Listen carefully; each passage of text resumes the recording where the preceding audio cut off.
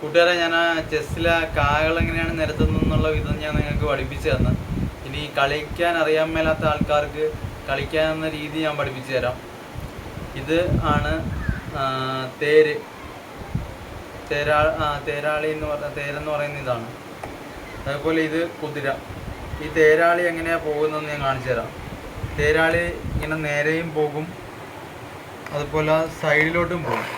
ഇവിടെ വന്നിട്ട് ഇങ്ങനെ സൈഡിലോട്ട് പോകും, ഇവിടെ നിന്നാണെങ്കിലും ഇങ്ങനെ സൈഡിലോട്ട് പോകും, രണ്ട് സൈഡിലോട്ടും പോകും. അതുപോലെ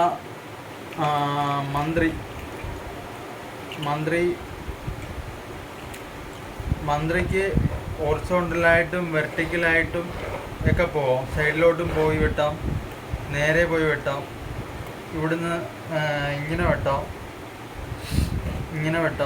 ഇങ്ങനെ ഏത് ഭാഗത്താണോ ഇരിക്കുന്ന മന്ത്രിക്ക് ഏത് രീതിക്ക് വേണമെങ്കിലും വെട്ടാം. മന്ത്രിക്കാണ് കൂടുതൽ ചെസ്സിൽ പവറുള്ളത്.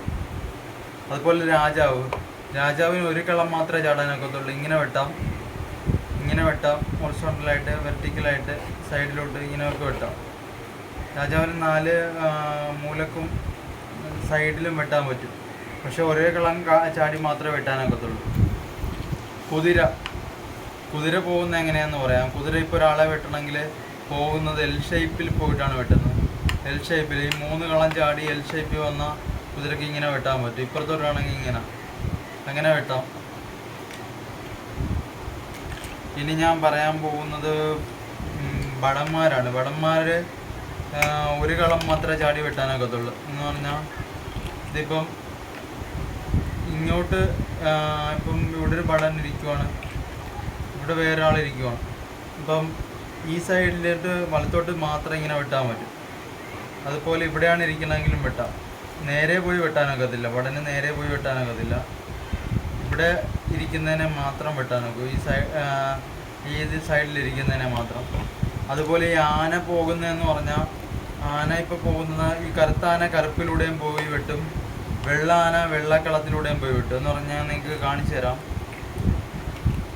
ഈ വെള്ള ആന ഇവിടെയാണ് ഇരിക്കുന്നത്. വെള്ള ആനക്ക് വെട്ടണമെങ്കിൽ വെള്ളക്കളത്തിൽ കൂടെ പോയി ഇങ്ങനെ വെട്ടാം. ഇപ്പോൾ ഇവിടെ ഇരിക്കുവാണെങ്കിൽ, ഇപ്പോൾ ഇവിടെ ഒരാളിരിക്കുവാന്ന് വെച്ചോ, ഇവിടെ എതിരാളി ഇരിക്കുക, ഇതിനെ വെട്ടാൻ വേണ്ടി ഇങ്ങനെ വന്ന് വെട്ടാൻ പറ്റും. അതുപോലെ ഈ സൈഡിലാണ് ഇരിക്കുന്നതെങ്കിൽ ഈ വെള്ളയിൽ കൂടെ പോയി ഇങ്ങനെ വെട്ടാം. ഇതാണ് വൈറ്റ് കളറിലെ ആനയുടെ ഗുണം. അതുപോലെ ബ്ലാക്കിലിരിക്കുന്ന ആന ബ്ലാക്ക് കൂടെ പോയി മാത്രമേ വെട്ടത്തുള്ളൂ. ഇത് ഇങ്ങനെ ഇരിക്കുവാണെങ്കിൽ ഇങ്ങനെ വന്ന് വെട്ടാം. ഇവിടെയാണ് ഇരിക്കുന്നതെങ്കിൽ ഇങ്ങനെ പോയും വെട്ടാം. അങ്ങനെയാണ് ആനയുടെ മൂവ്മെൻറ്റ്സ്, ആന പോകുന്ന രീതി അങ്ങനെയാണ്. അപ്പോൾ നിങ്ങൾ മനസ്സിലാക്കേണ്ട കാര്യമെന്ന് പറഞ്ഞു കഴിഞ്ഞാൽ, ഇതിനകത്ത് ഓരോ തേരാളിക്കാണേലും അതുപോലെ ആനക്കാണേലും കുതിരക്കാണേലും മന്ത്രിക്കാണേലും അല്ലെങ്കിൽ രാജാവിനാണേലും ഒക്കെ ഓരോ വ്യത്യസ്തപരമായ രീതിയിലുള്ള ഓരോ പ്രത്യേക മൂവ്മെൻറ്റ്സ് ഉണ്ട്. അത് നിങ്ങൾ എങ്ങനെയാണെന്ന് ആദ്യമേ മനസ്സിലാക്കി പഠിക്കണം. അതറിയാമെങ്കിൽ മാത്രമേ നിങ്ങൾക്ക് കളിക്കാനൊക്കത്തുള്ളൂ.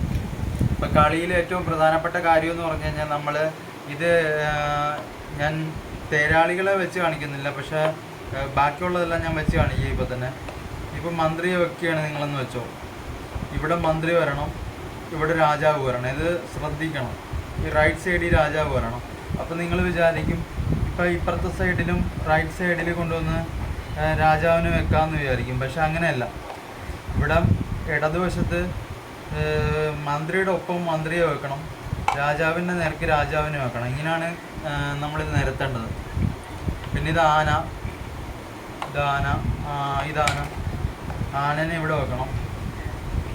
അതുപോലെ ഇപ്പുറത്തും ആനയെ ഇങ്ങനെ വെക്കണം. അതുപോലെ അത് ഈ ഏറ്റവും അറ്റത്തെ സൈഡിലായിട്ടാണ് തേരിനെ വെക്കേണ്ടത്. അതുപോലെ ഇപ്പുറത്തും വെക്കണം. അതൊക്കെ നിങ്ങൾ ശ്രദ്ധിച്ചാൽ മാത്രം മതി. ഇത് കുതിര വെക്കേണ്ടതാണ്. ഇവിടെയും കുതിര ഇവിടെ വെക്കണം. അതുപോലെ ഇപ്പുറത്തായിട്ട് വെക്കണത് തേരിനെയാണ്.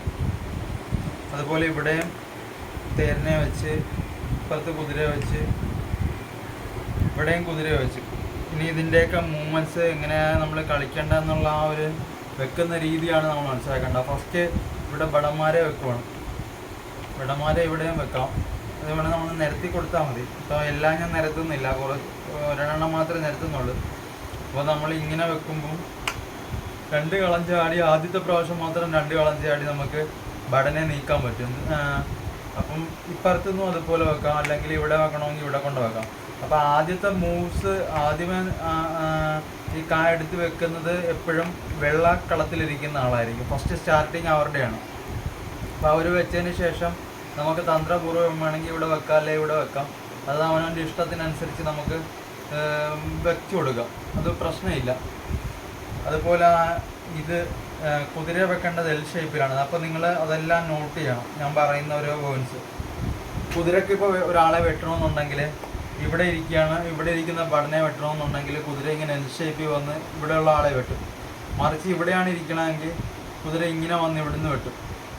ഇനി ഇവിടെ ഇരിക്കുമ്പോഴാണ് എങ്കിൽ ഇങ്ങനെ വന്ന് വെട്ടും. അങ്ങനെ കുതിര എങ്ങനെയൊക്കെയാണ് പോകുന്നത്, വെട്ടുന്നതെന്നുള്ളത് നമ്മൾ അറിഞ്ഞിരിക്കണം. എങ്കിൽ മാത്രമേ നമുക്ക് ചെസ്സ് കളിയിൽ ഒരു നന്നായിട്ട് വെക്കാനും തോപ്പിക്കാനൊക്കെ പറ്റത്തുള്ളൂ. ചെസ്സ് കളി എന്ന് പറയുന്നത് ഈ കൂർമ്മ ബുദ്ധിക്കാരും കുശാഗ്രത ബുദ്ധിയുള്ളവരൊക്കെ കളിക്കുന്ന കളിയാണ്. അവരുടെ ബുദ്ധി ശക്തി ഭയങ്കരമായിരിക്കും. അപ്പോൾ ബുദ്ധിക്ക് അനുസരിച്ച് വളർച്ച കൂട്ടാനും, അതുപോലെ നമ്മുടെ രാജാവിനെ വെച്ച് കളിക്കുമ്പോൾ തന്ത്രപരമായിട്ടുള്ള നീക്കങ്ങൾ, രാജാവിനെ മന്ത്രിയൊക്കെ വെച്ച് കളിക്കുമ്പോൾ തന്ത്രപരമായിട്ടുള്ള നീക്കങ്ങളിലൂടെ കളി ജയിക്കാനൊക്കെ പറ്റാൻ വേണ്ടിയിട്ടാണ് നമ്മൾ ഈ ചെസ്സ് കളിക്കണം. ചെസ്സ് കളി കൂടെ നമുക്കൊരാളെ എളുപ്പം പരാജയപ്പെടുത്താൻ പറ്റും. അതിന് നമുക്ക് ആ ചെസ്സ് കളി എന്തെന്ന് ആദ്യം അറിയണം.